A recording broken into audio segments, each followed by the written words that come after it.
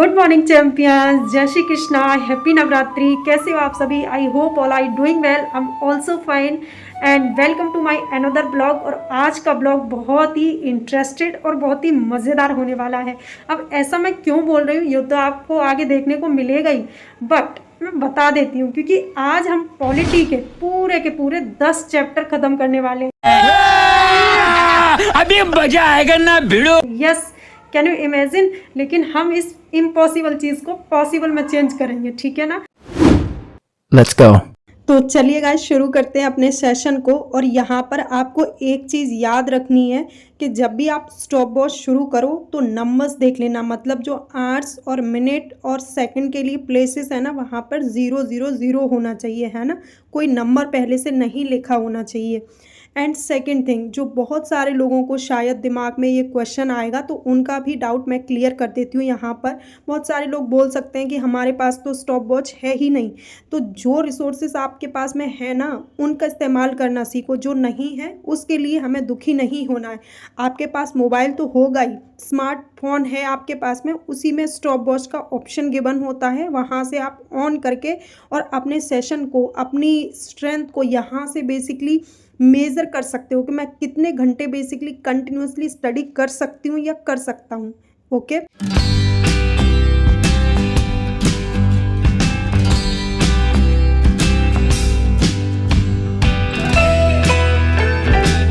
And now we are talking about to the pros and cons of the stop watch. मतलब stop watch लगाने से क्या फ़ायदे और क्या नुकसान है। तो फर्स्ट जो प्रोज है स्टॉप वॉच का वो ये है कि आपकी रीडिंग स्किल इससे काफ़ी ज़्यादा बूस्ट होती है। आप ये एक्सपीरियंस करके देखिए, क्योंकि हमारे सबकॉन्शियस माइंड को ये चीज़ पता होती है कि हमें इतने टाइम मैनर में ये चीज़ ख़त्म करनी ही है, तो वो उस तरीके से ही फंक्शन करता है। ओके, साथ ही साथ आपकी सिटिंग कैपेसिटी भी काफ़ी ज़्यादा बूस्ट होती है, क्योंकि आपको अगर ये प्रॉब्लम होती है कि मैं लगातार 2 घंटे पढ़ाई नहीं कर पाती हूँ या कर पाता हूँ, तो इससे आपकी सिटिंग कैपेसिटी भी काफ़ी ज़्यादा बूस्ट होगी। और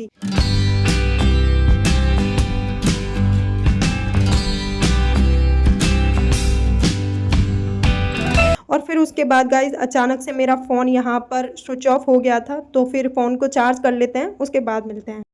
हे everyone, I am back right now. और यहाँ पर हमने अपना मोबाइल कर लिया है चार्ज। अब हमें कोई भी प्रॉब्लम नहीं होगी। तो चलिए स्टार्ट करते हैं। जहाँ से हमने अपनी स्टॉप वॉच को स्टॉप किया था ना, लगभग आधा घंटे में, तो वहीं से हम फिर से स्टार्ट करते हैं। ऐसे ही आपको भी करना है। लेट्स से कि आपको कोई अर्जेंट काम आ गया है, कोई भी ऐसा काम आ गया है जहाँ पे आपको जाना बहुत ज़रूरी है, तो वहाँ पर स्टॉप वॉच को स्टॉप कीजिए और वहीं से ऑन कीजिए जहाँ से आपने स्टॉप किया था।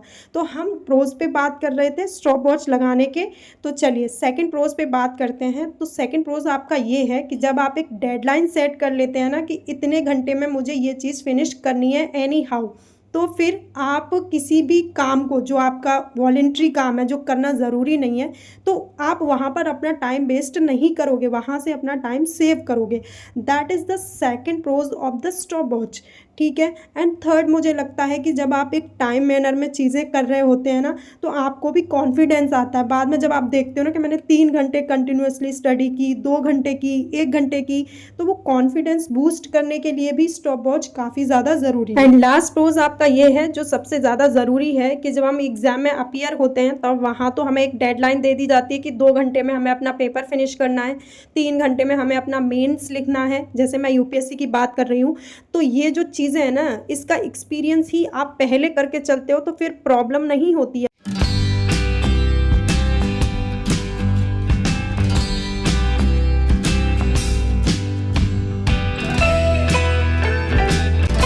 अब बात करते हैं स्टॉप वॉच के कॉन्स के बारे में, मतलब स्टॉप वॉच लगाने से क्या नुकसान होते हैं। तो देखिए, एज सच तो कोई नुकसान नहीं होगा, but in the positive way नुकसान हो सकता है। जैसे कि आपका माइंड, आपका मन बार बार आपको डाइवर्ट करेगा, बार बार बोलेगा मुझसे नहीं हो पाएगा, गिव अप कर देते हैं, मैं नहीं बैठ सकती हूँ इतनी देर। इस तरीके के नेगेटिव थॉट्स आपके माइंड में ज़रूर आ सकते हैं, लेकिन वहीं अपने माइंड को कंट्रोल करना है।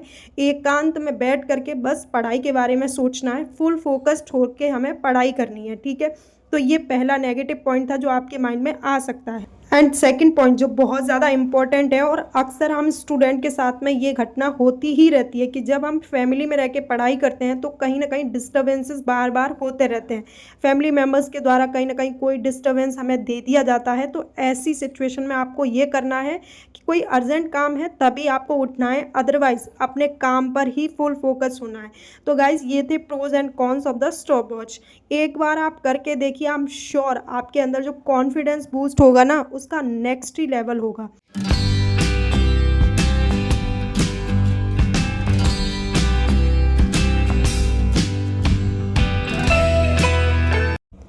एंड हाँ गाइस, अगर आपको बीच बीच में ब्रेक्स चाहिए थोड़ा सा बॉडी स्ट्रेच करने के लिए, माइंड को थोड़ा रिलैक्स देने के लिए, स्टॉप वॉच को स्टॉप कीजिए, 2-4 मिनट का ब्रेक ले लीजिए। जैसे कि मैं बीच बीच में 2-4 मिनट का ब्रेक ले रही थी, वहीं पे स्टॉप वॉच को स्टॉप कर दे रही थी। अब शाम भी हो चुकी थी यहाँ पर, तो मुझे दीपक भी जलाना है क्योंकि नवरात्रि चल रही है और ऑब्वियसली मैं वैसे भी दीपक जलाती हूँ शाम को।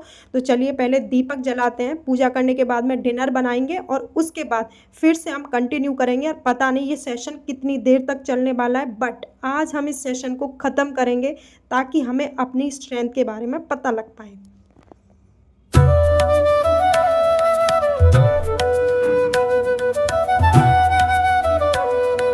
पूजा करने के बाद में मैंने प्रिपेयर कर लिया था अपने लिए डिनर, क्योंकि डिनर का वक्त भी हो गया था, शाम हो गई थी।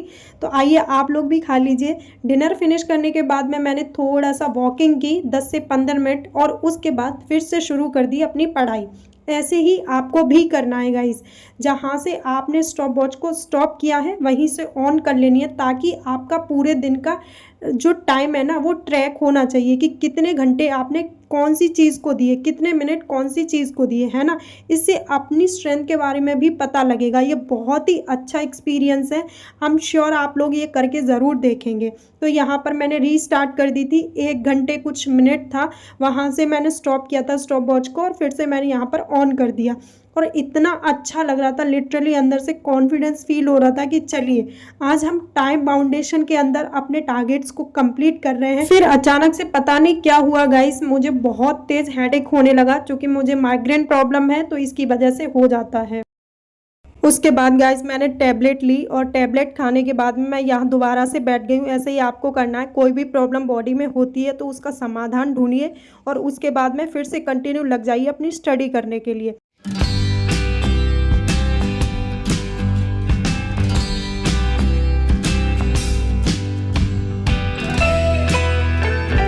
तो चलिए गाइज, स्टडी तो अपनी चली रही है, लेकिन अब मैं पूछ लेती हूँ आपसे कुछ important questions from polity subject. वैसे तो मैं अपने हर ब्लॉग में आपसे क्वेश्चंस पूछती हूँ, लेकिन क्वेश्चन पूछने का मेरा सीधा सा मकसद ये होता है कि अगर आपको आंसर नहीं आता है then you should search on Google.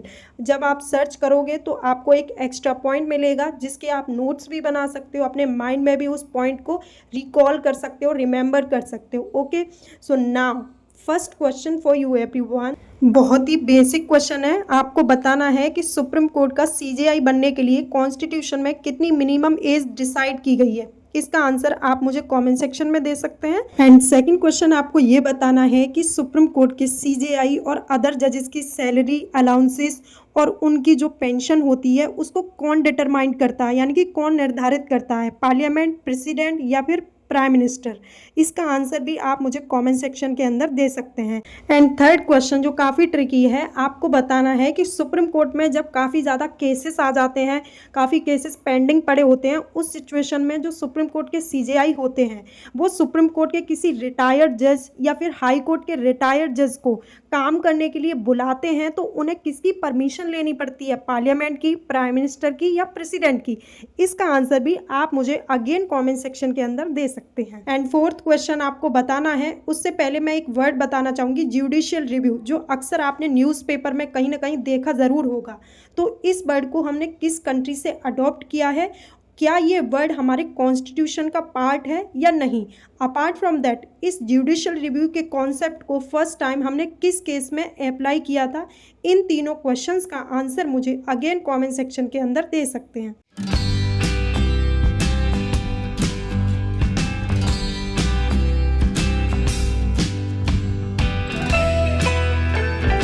And next question आपको ये बताना है कि अगर किसी हाई कोर्ट के जज का ट्रांसफ़र किया जा रहा है किसी दूसरे हाई कोर्ट में तो किन किन व्यक्तियों की बेसिकली कंसल्टेशन चाहिए होगी। एंड नेक्स्ट क्वेश्चन आपने बताना है कि लोकल सेल्फ गवर्नमेंट का फादर किसे कहा जाता है, उनका नाम आप मुझे बता सकते हैं।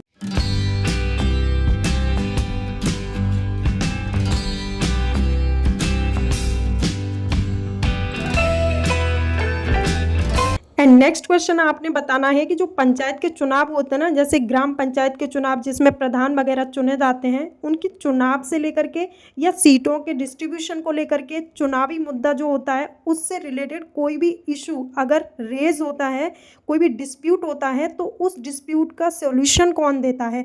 सुप्रीम कोर्ट देता है, प्रेसिडेंट देते हैं, गवर्नर देते हैं, प्राइम मिनिस्टर देते हैं, या और कोई देता है? पार्लियामेंट देती है, स्टेट लेजिस्लेटिव देती है, इसमें से आपको सेलेक्ट करके बताना है। तो आज के लिए बस इतने ही क्वेश्चंस थे, लेकिन इन सारे क्वेश्चंस का आंसर अगर आप देते हैं तो मुझे भी काफ़ी ज़्यादा अच्छा लगेगा और आपको भी आपके अंदर से कॉन्फिडेंस फील होगा। तो गाइस यहाँ पर मेरा लास्ट सेशन चल रहा था, काफ़ी थकान हो रही थी, बिल्कुल भी मतलब एग्जॉस्टेड हो चुकी थी अंदर से।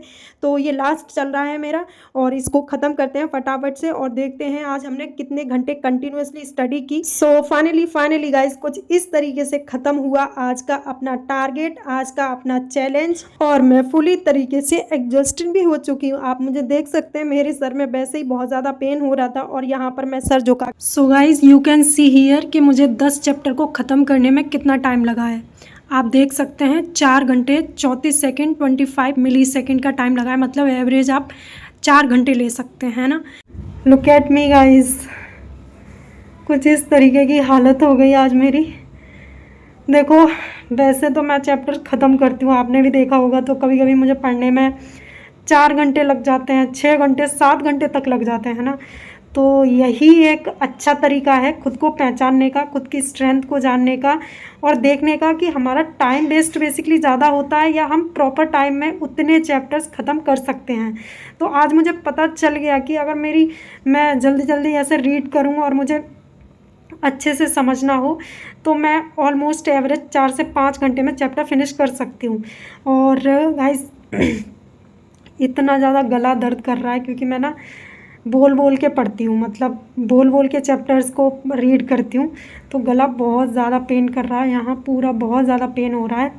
और हालत तो आप देख ही सकते हो कि मैंने थोड़ा सा ब्रेक लिया था जब मैंने डिनर बनाया था, तो वो मतलब 2 घंटे का ब्रेक था बीच में जब मैंने पूजा की थी और डिनर बनाया था। So guys you can see here मैंने यहाँ से पढ़ना शुरू किया था, सुप्रीम कोर्ट पहला चैप्टर पढ़ा था, उसके बाद मैंने जुडिशियल रिव्यू, उसके बाद जुडिशियल एक्टिविटीज़म, उसके बाद मैं पब्लिक इंटरेस्ट लिटिगेशन ये पढ़ा। तो ये हो गए टोटल 4 चैप्टर, ठीक है यहाँ पर। देन उसके बाद में मैंने हाई कोर्ट पढ़ा और हाई कोर्ट के बाद में मैंने ट्रिब्यूनल्स, सबॉर्डिनेट कोर्ट्स और special provision for the some states, तो ये 4 चैप्टर मैंने किए, तो टोटल हो गए 8 चैप्टर यहाँ पर। उसके बाद मैंने लास्ट टॉपिक कंप्लीट किया था लोकल गवर्नमेंट, जिसमें मैंने पंचायती राज और म्यूनसिपैलिटीज़, तो इन टोटल मेरे 10 चैप्टर ख़त्म होते हैं यहाँ पर।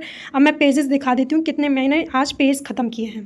तो काउंट कर लेते हैं पेज, 1 2 3 4, तो 4 पेज थे सुप्रीम कोर्ट वाले चैप्टर में। उसके अलावा 5 6 7 8 9 10 11 पेजेस 4 चैप्टर में थे। फिर उसके बाद में सुप्रीम कोर्ट 5th चैप्टर था, तो इसमें थे 1 2 3 4 5 11 एंड 5 हो गए 16 और 17 18 19 20 21 22 एंड 23 24 25 26 27 28 29 30 31 32 33 एंड 34